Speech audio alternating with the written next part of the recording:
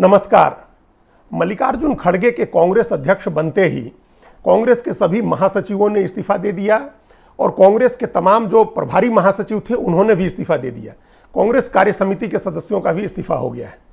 उसके बाद से अब सबकी दिलचस्पी इस बात में है कि मल्लिकार्जुन खड़गे कैसी टीम बनाते हैं, उनके टीम में किस नेता को जगह मिलेगी, कौन महासचिव होगा, कांग्रेस कार्य समिति में कौन लोग आएंगे, कार्य समिति के 12 सदस्यों का चुनाव होगा या उनको भी मनोनीत करने का अधिकार अध्यक्ष को दे दिया जाएगा। तो इस तरह के सवाल उठ रहे हैं।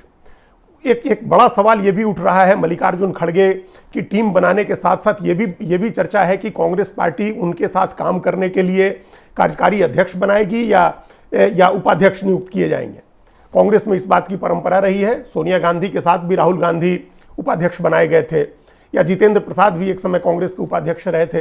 तो इस तरह से खड़गे की उम्र को देखते हुए, उनकी सेहत को देखते हुए और उत्तर भारत के लोगों के साथ उनके संपर्क या उनके जुड़ाव को देखते हुए, उसकी सीमाओं को देखते हुए ये चर्चा है कि कांग्रेस पार्टी उपाध्यक्ष नियुक्त कर सकती है या कार्यकारी अध्यक्ष नियुक्त किए जा सकते हैं।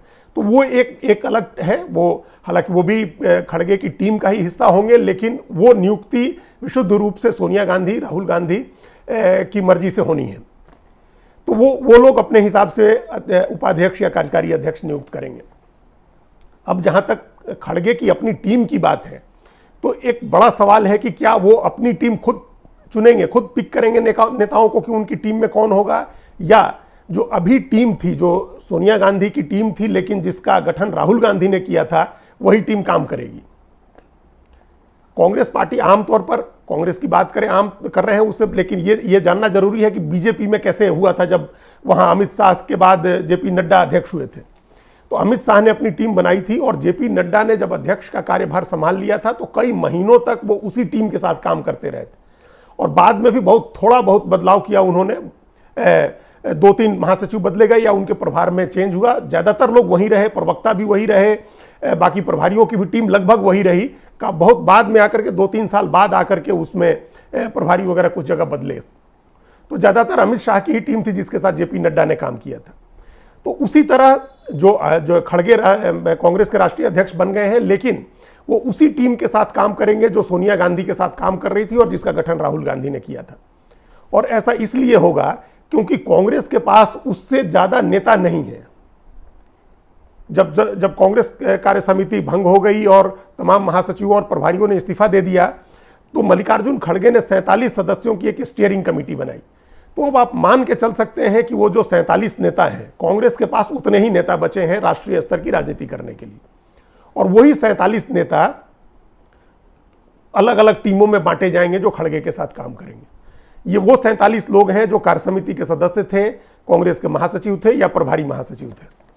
उन्हीं लोगों को मिलाकर के खड़गे ने एक स्टीयरिंग कमेटी बनाई है। तो वही उन्हीं लोगों को, अब ऐसा क्यों होगा कि वही लोग होंगे, इसको जब उनके नामों पर नजर डालेंगे तो यह पता चल जाएगा कि कैसे नया नहीं लाया जा सकता है या इन्हीं चेहरों को फिर से जिम्मेदारी मिलेगी। जो कांग्रेस के 10 महासचिव थे उनमें से एक प्रियंका गांधी वाड्रा है। तो प्रियंका गांधी वाड्रा को हटाने का कोई मतलब नहीं है, सवाल ही नहीं उठता है।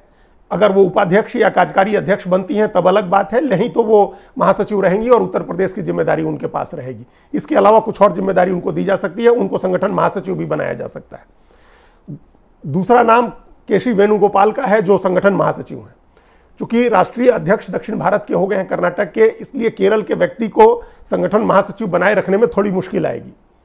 तो हो सकता है कि वहां से वो हट जाएं, लेकिन उनके पास वो महासचिव रहेंगे और अहम जिम्मेदारी उनके पास रहेगी। इसके बाद 3 महासचिव ऐसे हैं जो राहुल गांधी की टीम में पिछले 10 साल या उससे ज्यादा समय से हैं। इनमें अजय माकन है, रणदीप सुरजेवाला है और जितेंद्र सिंह है। इसमें माकन और जितेंद्र सिंह को राहुल गांधी ने केंद्र में मंत्री बनवाया था जब यूपीए की सरकार थी। उस समय रणदीप सुरजेवाला हरियाणा सरकार में मंत्री थे। जब हरियाणा में कांग्रेस की सरकार गई और वो दिल्ली आए, तब से उनके पास अहम जिम्मेदारी कांग्रेस संगठन में रही, जब कांग्रेस विपक्ष में चली गई। तो माकन, सुरजेवाला और जितेंद्र सिंह को हटाने का कोई सवाल नहीं उठता है। इसके बाद एक महासचिव है जयराम रमेश। तो जयराम रमेश को अभी थोड़े दिन पहले ही जब रणदीप सुरजेवाला राज्यसभा में आए और कर्नाटक के महासचिव हुए, उसके बाद उनको मीडिया डिपार्टमेंट से हटा दिया गया, उनको संचार विभाग का प्रभार उनसे ले लिया गया और जयराम रमेश को दिया गया।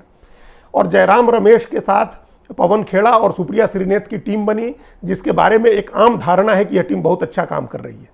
कांग्रेस के तमाम नेता इनके काम से संतुष्ट हैं और ये मान के चल रहे हैं कि बहुत एग्रेसिव स्टैंड जो कांग्रेस ने आज लिया है और जो राहुल गांधी या सोनिया गांधी के खिलाफ मिस इन्फॉर्मेशन फैलाए जा रहे थे उसका जवाब देना जिस तरह से शुरू किया है वो अब तक नहीं हो रहा था। तो इसलिए जयराम रमेश को या उनकी टीम को बदलने का भी सवाल नहीं है। तो इस तरह से प्रियंका गांधी, केसी वेणुगोपाल, अजय माकन, जयराम रमेश, रणदीप सुरजेवाला और जितेंद्र सिंह, ये 6 महासचिव तो हो गए 10 में से जिनका रहना पक्का है। अब उसके अलावा जो 4 महासचिव हैं उनमें एक तारिक अनवर है। अहमद पटेल के जाने के बाद, उनके निधन के बाद वो एकमात्र मुस्लिम चेहरा है और बड़ा मुस्लिम चेहरा है जिनको कांग्रेस आगे बढ़ा रही है, तो उनका रहना भी अनिवार्य लग रहा है। उसके अलावा ओमन चांडी हैं, केरल के मुख्यमंत्री रहे हैं और केरल पर कांग्रेस का बड़ा फोकस है। उसकी सबसे ज़्यादा सीटें कांग्रेस ने केरल से जीती हैं, 15 लोकसभा सीट वहाँ से जीती हुई है। ओमन चांडी के ऊपर सोनिया गांधी का भी भरोसा है और AK एंटनी का भी भरोसा है। उम्र के आधार पर इनके साथ थोड़ी समस्या हो सकती है, लेकिन हटाना इसके बावजूद संभव नहीं है। फिर एक महासचिव मुकुल वासनिक हैं, उनको लेकर के थोड़ी नाराजगी है और उनको अभी हाल ही में मध्य प्रदेश का प्रभार उनसे लिया गया, लेकिन वो महासचिव हैं, वो दलित हैं और सोनिया गांधी का उनके ऊपर भरोसा रहा है। और एक महासचिव हैं अविनाश पांडे, जिनको अभी हाल में झारखंड का प्रभारी बनाया गया है। तो अविनाश पांडे, मुकुल वासनिक वगैरह को इधर उधर कहीं किया जा सकता है, लेकिन उसकी भी संभावना बहुत कम है। परसेंटेज में देखें तो 10-20% संभावना मानी जा सकती है। तो ये 10 महासचिवों की टीम है। तो इस टीम में ज़्यादा बदलाव की कोई संभावना नहीं है। ऐसा मान के चलें कि ये राहुल गांधी की बनाई टीम है और इसी टीम के साथ मल्लिकार्जुन खड़गे काम करेंगे। इन्होंने इस्तीफा दे दिया है, लेकिन फिर से जब टीम का गठन होगा तो यही लोग महासचिव बनेंगे। एक आध कोई नाम नया आए तो वो अलग बात है, उस पर हम लोग बाद में कभी चर्चा करेंगे। कांग्रेस के कोषाध्यक्ष हैं पवन बंसल। बहुत मुश्किल समय में उन्होंने कोषाध्यक्ष का काम संभाला है। कांग्रेस के पास वैसे भी आजकल चंदे का जुगाड़ करना बहुत मुश्किल हो गया है, कांग्रेस के लिए धन का इंतजाम करना, और अहमद पटेल के निधन से कोषाध्यक्ष का पद खाली हुआ था। तो उस समय पवन बंसल ने यह पद संभाला था और अभी कांग्रेस के पास उनके अलावा कोई दूसरा ऐसा नेता नहीं दिख रहा है जिसको इतना अनुभव हो, जो इंतजाम भी कर सकता हो, संसाधन जुटा सकता हो और जिसके ऊपर सोनिया गांधी और राहुल गांधी दोनों का भरोसा हो। तो पवन बंसल को भी बदलना मुश्किल है। उनको तभी हटाया जा सकता है जब या तो DK शिवकुमार कांग्रेस का कोषाध्यक्ष बनने को तैयार हो या मिलिंद देवड़ा कांग्रेस का कोषाध्यक्ष बनने को तैयार हो। उनका रिप्लेसमेंट यही 2 लोग हो सकते हैं। अगर ये दोनों नहीं आते हैं तो कोषाध्यक्ष भी नहीं बदला जाएगा। जो कांग्रेस की कार्यसमिति है उसमें 11 लोग नॉमिनेट होते हैं और 23 लोगों का चुनाव होता है। कई बार ऐसा हुआ है कि 12 जो लोगों को जिनका चुनाव होना है उनको भी नॉमिनेट करने के लिए राष्ट्रीय अध्यक्ष को अधिकृत कर दिया जाता है। वो 23 लोग वही लोग होंगे, उसमें कई पदेन होते हैं, कई मुख्यमंत्री होते हैं, कई पूर्व मुख्यमंत्री होते हैं। तो इन सब को मिलाकर के उस 23 लोगों की टीम में भी कोई ज़्यादा बदलाव होने की गुंजाइश नहीं है। चूंकि मल्लिकार्जुन खड़गे ने अध्यक्ष का पद संभालते ही एक बड़ी बात कह दी। उन्होंने कहा कि 50% पद युवाओं के लिए आरक्षित किए जाएंगे। इसलिए कांग्रेस की एक मजबूरी हो गई है, उसके हाथ बंध गए हैं। ये उदयपुर के 9 संकल्प शिविर में ये संकल्प किया गया था कि 50% पद युवाओं के लिए आरक्षित किए जाएंगे। तो इसलिए हो सकता है कि कार्यसमिति में कुछ युवा चेहरे ले आए जाएं, लेकिन महासचिवों में भी एक प्रियंका गांधी को छोड़ दे जिनकी उम्र 50 साल है, तो बाकी सभी महासचिवों की उम्र 50 साल से ज्यादा है। कांग्रेस के अध्यक्ष, कांग्रेस के पूर्व अध्यक्ष, कांग्रेस के कोषाध्यक्ष, सबकी उम्र 50 साल से ज्यादा है। कांग्रेस कार्यसमिति में भी 1 या 2 आदमी को छोड़ दे तो सबकी उम्र 50 साल से ज्यादा है। तो 50 साल के लोगों को कहां रखा जाएगा ताकि ये बैलेंस बने? तो उसका रास्ता यह होगा कि जो प्रभारी होते हैं, जो महासचिव नहीं होते हैं लेकिन राज्यों के प्रभारी बनाए जाते हैं, ऐसे प्रभारियों में युवाओं को मौका दिया जा सकता है। और जो सचिव होते हैं, राष्ट्रीय सचिव हैं, उनकी संख्या ज़्यादा हो सकती है, 30-40 हो सकती है। उसमें युवाओं को ज़्यादा जगह दी जा सकती है जो किसी न किसी महासचिव के साथ लग के काम करते हैं। तो इस तरह से एक बैलेंस बन जाएगा। ये जो 47 लोगों की स्टीयरिंग कमेटी बनी है, इसमें 1 या 2 लोग हैं जिनकी उम्र 50 साल से कम है। तो इन 47 लोगों के मुकाबले के बरक्स 47 लोग या 45 लोग ऐसे रखे जा सकते हैं सचिव या प्रभारी के तौर पर जिनकी उम्र 50 साल से कम हो। इस तरह का एक बैलेंस बनेगा। और ये तय माने कि जो अगर कार्यकारी अध्यक्ष नियुक्त होता है या उपाध्यक्ष नियुक्त होता है तो उसकी उम्र 50 साल से ज़्यादा होगी। तो इस तरह से न महासचिवों के चेहरों में बदलाव होना है, न उनके कामकाज में बदलाव होना है, न मीडिया टीम में बदलाव होना है, न कोषाध्यक्ष का बदलाव होना है। कम से कम अभी ये स्थिति दिख रही है कि अभी तक जो लोग काम कर रहे थे उन्हीं में कुछ फेरबदल होकर के उसी टीम के साथ मल्लिकार्जुन खड़गे काम करेंगे। और ये स्थिति इसलिए है ऐसा नहीं है कि ये कांग्रेस के पास बहुत विकल्प है और स्वाभाविक रूप से ये स्थिति है। ऐसी स्थिति इसलिए है क्योंकि कांग्रेस के पास नेताओं की कमी है, ऐसे नेताओं की कमी है जो राष्ट्रीय स्तर पर राजनीति कर सकें। कांग्रेस के पास राष्ट्रीय स्तर पर राजनीति करने वाले नेता नहीं है।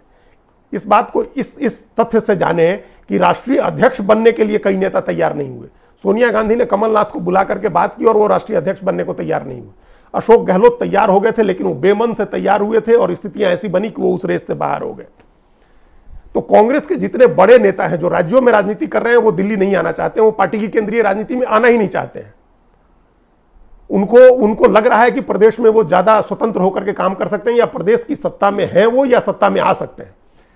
इसी वजह से कमलनाथ दिल्ली नहीं आना चाहते हैं, इसी वजह से अशोक गहलोत दिल्ली नहीं आना चाहते हैं, इसी वजह से भूपेंद्र सिंह हुड्डा दिल्ली नहीं आना चाहते हैं, इसी वजह से अशोक चौहान या बाला साहब थोराट दिल्ली नहीं आना चाहते हैं, सिद्धारमैया या डीके शिव कुमार दिल्ली नहीं आना चाहते हैं। जो भी नेता प्रदेश में है वो प्रदेश में ही रहना चाहता है, वहीं की राजनीति करना चाहता है। तो कांग्रेस के विकल्प सीमित हो जाते हैं। कांग्रेस को राष्ट्रीय स्तर पर अगर बड़े नेताओं को रखना है और बड़ा पद देना है तो उसके पास बहुत गिने चुने विकल्प हैं। पी चिदंबरम को कोई पद दिया जा सकता है, उनके पास कोई पद नहीं है। दिग्विजय सिंह को पद दिया जा सकता है, कुमारी शैलजा को दिया जा सकता है, प्रमोद तिवारी किसी पद पर आ सकते हैं। तो ये कुछ गिने चुने नाम हैं। इन्हीं में से एक राज्यसभा में नेता प्रतिपक्ष भी बनाना है, क्योंकि मल्लिकार्जुन खड़गे ने नेता प्रतिपक्ष पद से इस्तीफा दे दिया है। तो अगर वहां दिग्विजय सिंह जाते हैं तो फिर संगठन के शीर्ष पद पर चिदंबरम, प्रमोद तिवारी या कुमारी शैलजा जैसे 2-4 लोग होंगे जिनको मौका मिलेगा। तो इस कांग्रेस के पास मजबूरी है कि वो इन्हीं नेताओं में जो जाने पहचाने चेहरे हैं, या जो चेहरे अभी पिछले कई बरस से या 2 दशक से सोनिया और राहुल गांधी की टीम के साथ काम कर रहे हैं, मल्लिकार्जुन खड़गे उसी टीम के साथ काम करें। ये उनकी पसंद नहीं है, चॉइस हो सकता है ना हो, लेकिन ये कांग्रेस की मजबूरी है, बैलेंस बनाए रखने के लिए भी और नेताओं की कमी की वजह से भी कांग्रेस इसी टीम के साथ मल्लिकार्जुन खड़गे काम करेंगे। धन्यवाद।